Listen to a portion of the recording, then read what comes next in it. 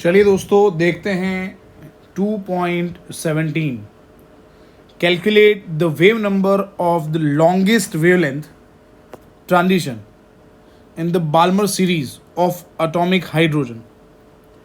ना दोस्तों, Balmer series का मतलब क्या हुआ? देखो, सबसे पहले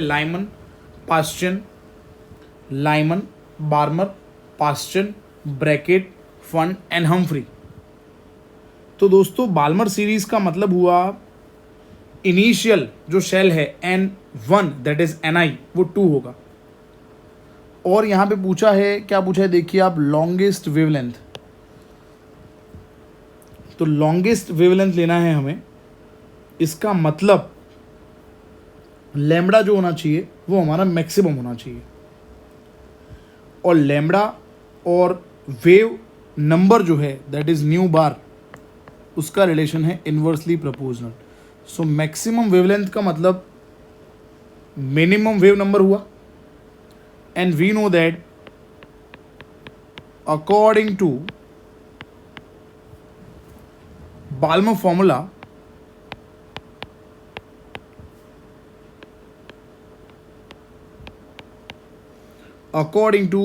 formula, nu bar is equal to 1 upon lambda, that is Rydberg's constant into 1 upon n1 square minus 1 upon n2 square। चलिए दोस्तों आगे बढ़ते हैं। अब यहाँ पे जैसे मैंने आपको बताया, ये डिटेलिंग मैं यहाँ पे लिख देता हूँ। In order that the wavelength may be maximum for lambda max, nu bar that is wave number must be the least। Okay, और ये लिस्ट होने के लिए, सबसे कम होने के लिए N2 माइनस N1 जो है वो मिनिमम होना चाहिए। N2 माइनस N1 कैसा होना चाहिए? मिनिमम। ठीक है, क्योंकि यहां पे आप देखिए, यहां पे क्या लिखा है, 1 upon N1 square minus 1 upon N2 square. तो होने क्या वाला है? N2 square minus N1 square होने वाला है ना। तो इसका मतलब वो कैसा होना चाहिए? मिनिमम होना चाहिए, तभी तो न्यू बार लिस्ट होगा। चलो, तो ये हो जाएगा, लिख देता हूं मैं, for Balmer series N1 should be 2, N2 should be 3।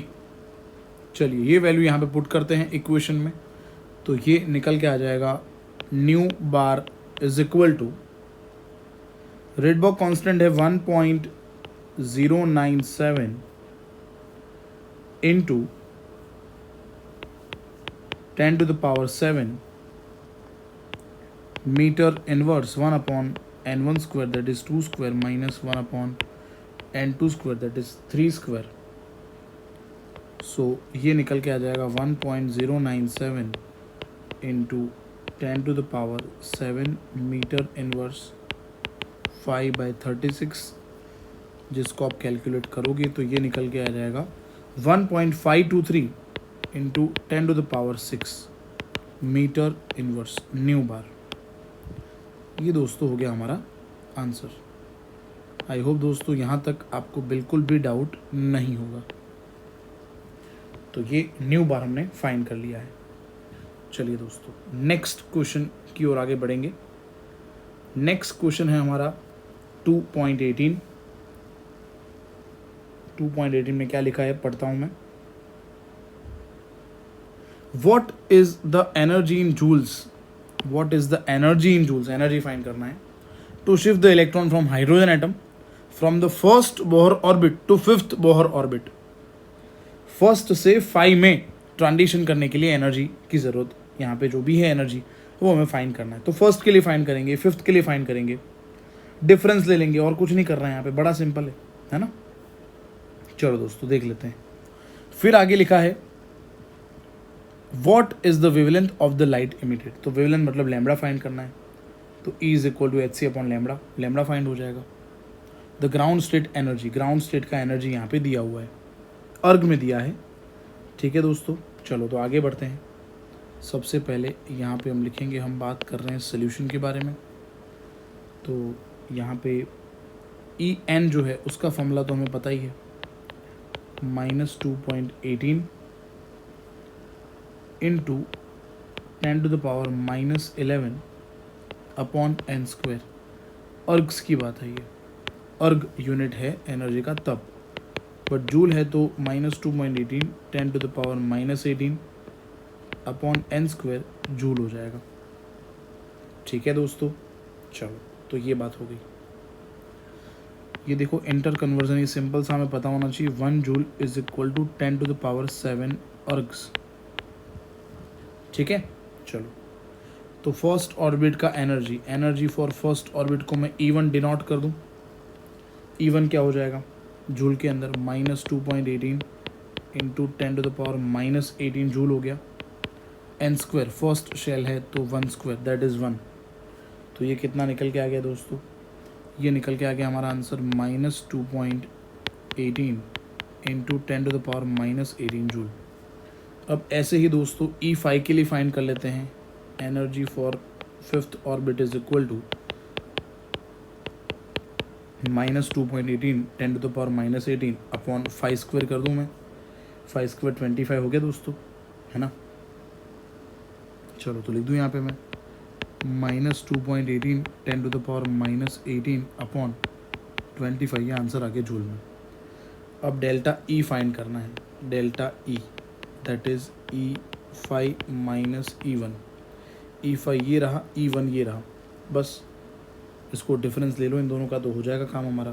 तो -2.18 अपॉन 25 इंटू 10⁻18 माइनस करना है इसको E1 जो हमारा था, that is -2.18 upon 1 square 1 10⁻18 joule में आंसर आ जाएगा हमारा।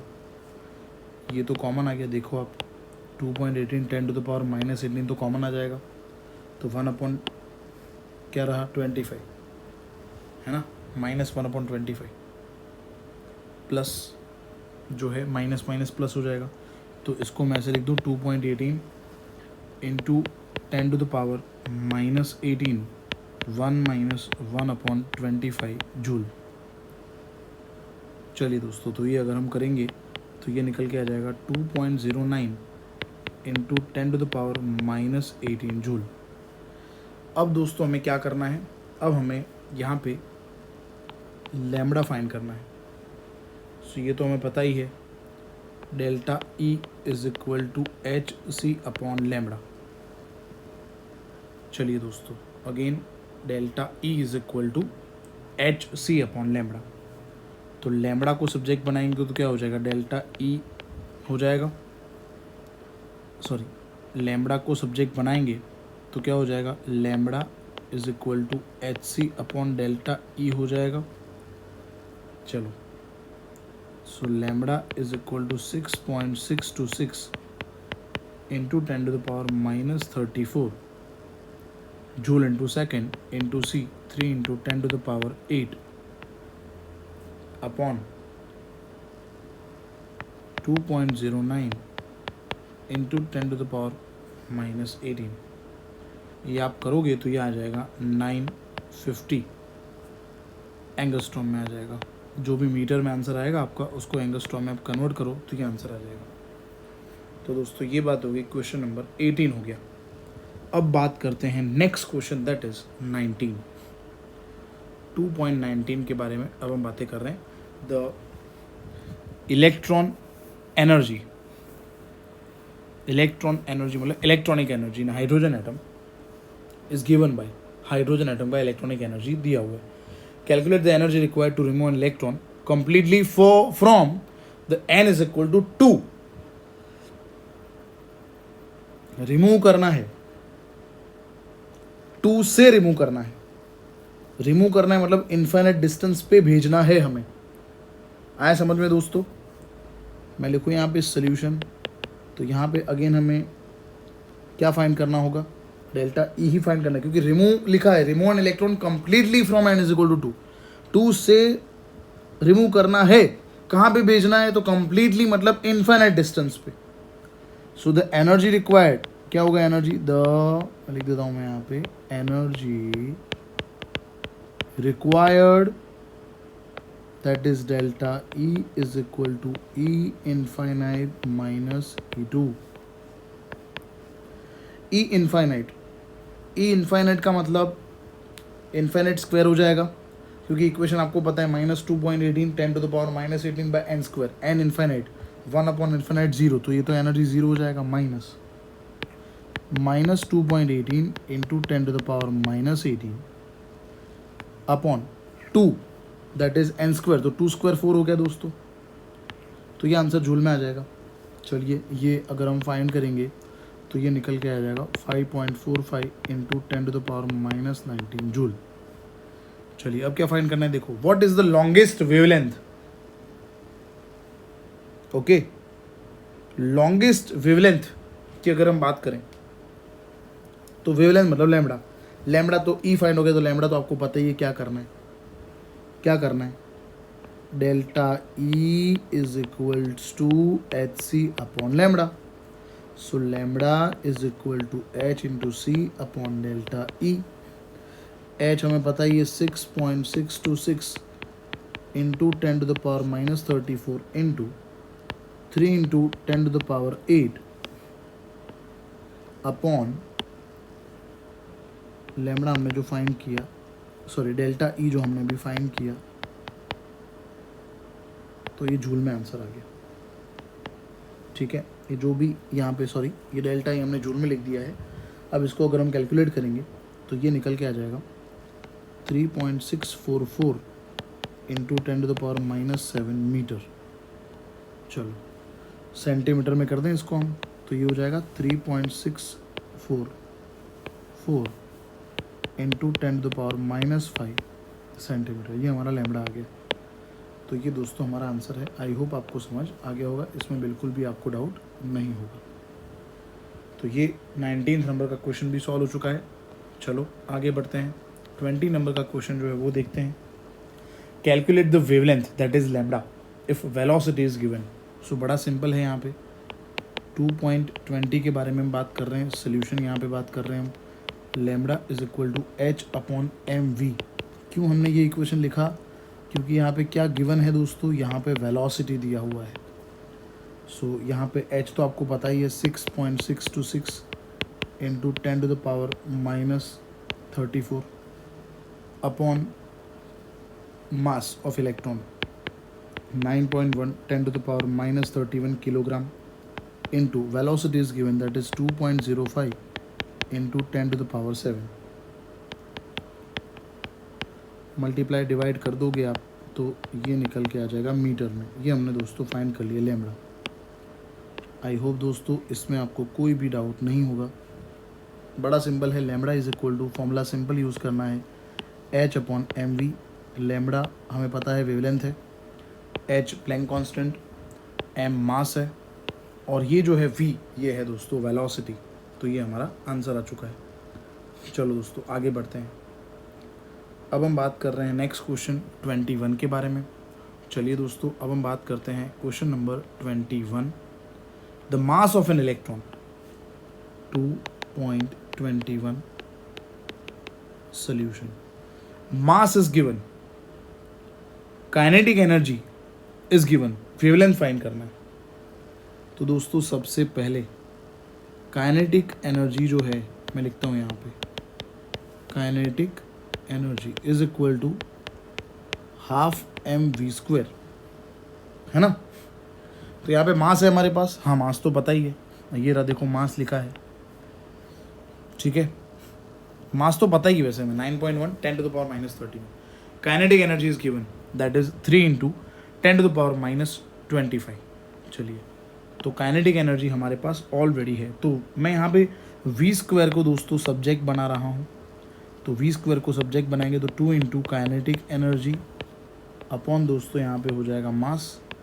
सो 2 इंटू काइनेटिक एनर्जी हमारा है 3 इंटू 10⁻⁻25 अपॉन मास है 9.1 into 10⁻⁻31।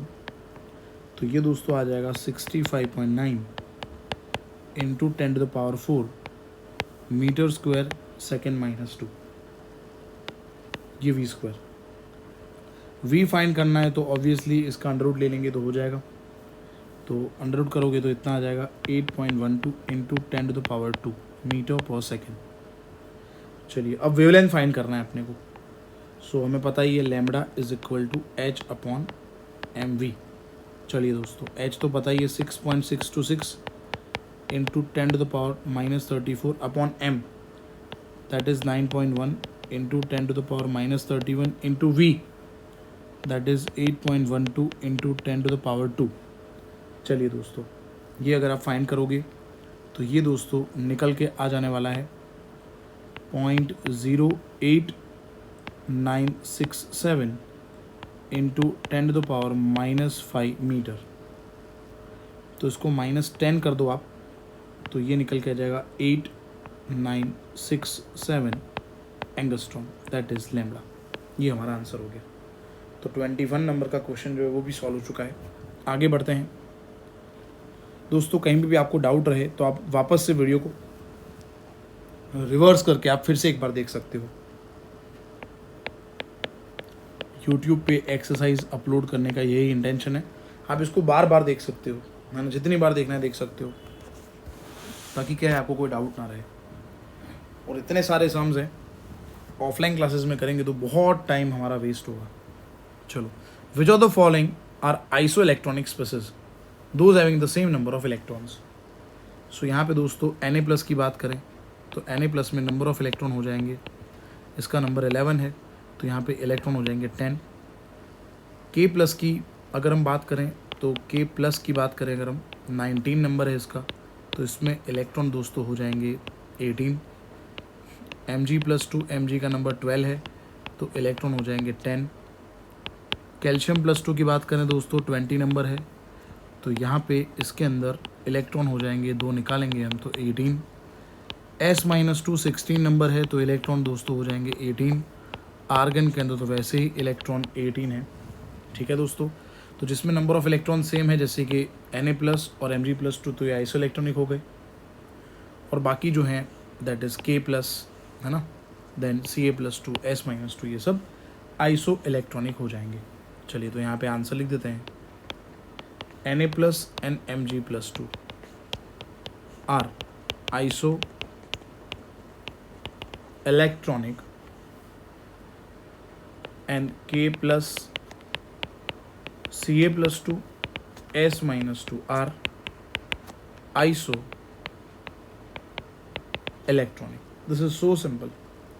Now we are moving to next question, that is question number 23. 2.23. Write the electronic configuration of the following ions. चलो तो first जो है 23 में उसके सोल्यूशन की बात करते हैं। H- का नंबर है 1 पर माइनस है तो एक इलेक्ट्रॉन ऐड कर दिया, तो इलेक्ट्रॉन कितने हो गए दोस्तों, 2 हो गए, तो 1s2 कॉन्फ़िगरेशन हो जाएगा इसका। चलो उसके बाद यहाँ पे लिखा है Na+ 11 है बट एक निकाल देंगे 10 हो जाएंगे। 1s2 2s2 2p6 देखिए 10 इलेक्ट्रॉन हो गए यहाँ पे। O-2 8 - 2 10 तो इलेक्ट्रॉन अगेन 10 हो गए, तो 1s2 2s2 2p6 कॉन्फ़िगरेशन हो गया। F- अगेन इलेक्ट्रॉन 10 हो गए, 1s2 2s2 2p6। चलिए अब second, what are the atomic number of elements whose outermost electrons are respectively 3s1। अब देखो यहाँ पे कुछ कुछ चीज़ें ऐसी है जो डायरेक्ट हो जाएगी सॉल्व। 3s1 मतलब थर्ड पीरियड हो गया, और s1 मतलब ग्रुप 1 थर्ड पीरियड ग्रुप 1 तो यहाँ पे सोडियम हो जाएगा, Z इज इक्वल टू 11। फिर दोस्तों लिखा है आगे 2p3, 2p3 तो P3 मतलब 2s2 तो हो गई, तो 15 ग्रुप हुआ, और सेकेंड क्या हुआ पीरियड, तो इसीलिए नाइट्रोजन हो जाएगा, इसका नंबर है 7। N3p5 नेक्स्ट लिखा है, तो 3p5 मतलब 3s2 तो हो गई और 3p5 है, 3s2 होगा और फिर क्या लिखा है 3p5, तो 3p5 होगा 3s2 और 3p5 मतलब 5 + 2 7 इलेक्ट्रॉन हो गए दोस्तों, है ना, 7 इलेक्ट्रॉन हो गए, 7 इलेक्ट्रॉन आउटर मोस्ट शेल में, मतलब यहाँ पे क्या होना चाहिए, यहाँ पे होना चाहिए chlorine, Z is equal to 17। 3p5 होगा तो, हाँ अगेन रिपीट 3p5 होगा तो, चलो अब उसके बाद थर्ड क्वेश्चन भी है इसके अंदर, which atoms are indicated by the following configuration. चलो कुछ एलिमेंट्स हैं और उनके कॉन्फ़िगरेशन दिए हैं, डिस्कस कर लेते हैं। हीलियम मतलब 2 और 1 3 इलेक्ट्रॉन, मतलब लिथियम हुआ, ये पहला लिथियम है। 3s2 3p3 मतलब ये हो गया दोस्तों फॉस्फोरस ग्रुप नंबर 15 में, और 4s2 3d1 मतलब ये स्कैंडियम हो गया। चलिए मैं आंसर यहाँ पे लिख देता हूँ, आपने समझ लिया होगा। पहला है लिथियम, दूसरा है दोस्तों फॉस्फोरस और तीसरा है scandium. Next 2.24, what is the lowest value of n that allows g orbital to exist. चलो क्या लिखा है, लोएस्ट वैल्यू ऑफ n, तो सबसे पहले lowest value of L where g orbital can be present। g orbital मतलब g orbital, अभी जो ऑर्बिटल्स हैं वो कौन से ऑर्बिटल्स हमने पढ़े हैं अभी तक हमने दोस्तों पढ़े हैं s orbital, p orbital, d orbital, f orbital, s p d f, और उसके बाद s p d f के बाद g ऑर्बिटल होगा, ठीक है। तो हमने पढ़ा है कि n इज इक्वल टू 1 होगा तो k होगा, n इज इक्वल टू 2 होगा दोस्तों जब n इज इक्वल टू 2 हो जाएगा, तो कौन सा होगा, n इज इक्वल टू 2 मतलब l। फिर आगे बढ़ें धीरे धीरे, तो n इज इक्वल टू क्या होगा, कम ऑन आगे बताओ, n इज इक्वल टू क्या लेंगे हम दोस्तों, n इज इक्वल टू 3, तो k l के बाद m, और फिर क्या हो जाएगा, n इज इक्वल टू के एल एम एन, ठीक है। इसमें 1s होता है, इसमें 2s 2p होगा, 3s 3p 3d होगा, 4s 4p 4d and 4f होगा। अब g पूछा है, तो g पूछा है मतलब s p d f के बाद g, तो n का वैल्यू एक बढ़ाना पड़ेगा ना, क्या हो जाएगा n का वैल्यू 5 हो जाएगा ना, समझ आ रहा है, n का वैल्यू 5 हो जाएगा, तो 5s 5p 5d 5f and 5g भी हो जाएगा।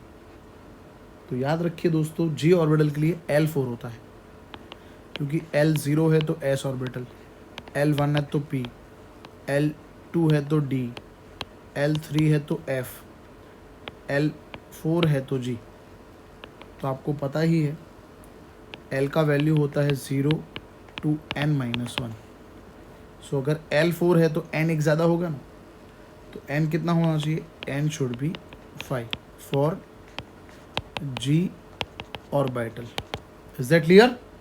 चलिए दोस्तों ठीक है, नेक्स्ट क्या है देखते हैं।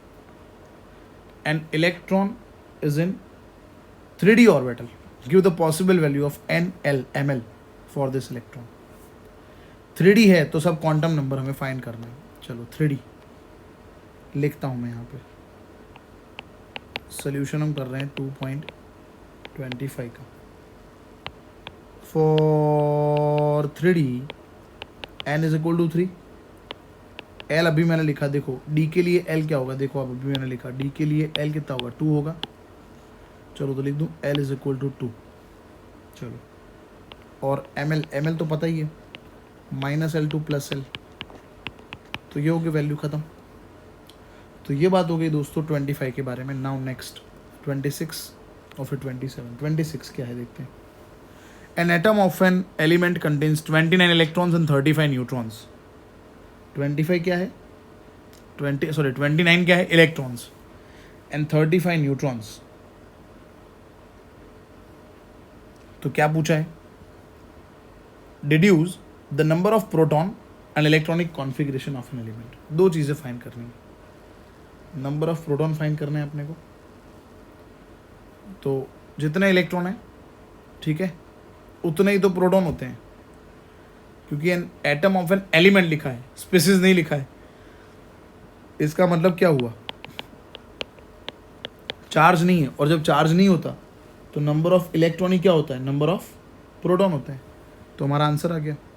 लिख दूं मैं यहाँ पे, number of protons is equal to 29. जितने इलेक्ट्रॉन उतने प्रोटॉन. और क्या पूछा है? इसका इलेक्ट्रॉनिक कन्फिग्रेशन. अब दोस्तों 29 नंबर तो कॉपर का है.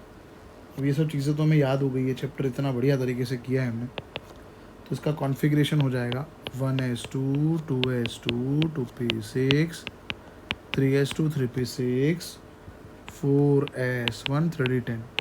कॉपर के कॉन्फ़िगरेशन में आपको याद हो तो एक्सेप्शन था. इसको हम आर्गन कंप्लीट भी दोस्तों लिख सकते हैं. Argon complete 4s1 3d10. I hope clear होगा. अब हम कर रहे हैं आज के लेक्चर का लास्ट क्वेश्चन का solution 2.27. Give the number of electrons in the species. Number of electron कितने हैं ये स्पेसिस जो दिए हुए हैं इसके अंदर. सबसे पहला दिया हुआ है H2, मतलब 2 हुए +1, एक निकाल दिया तो यहाँ पे इलेक्ट्रॉन्स हो गया 1. चलो H2, H में 1 होता है, ऐसे 2 हैं तो इलेक्ट्रॉन कितने हो गए? 2 हो गए. O2 8 2 16, बट प्लस लिखा है, एक निकालना है तो इलेक्ट्रॉन हो गए 15. तो दोस्तों यहाँ पे हमने आज 2.27 तक सोल्यूशन कर लिए हैं.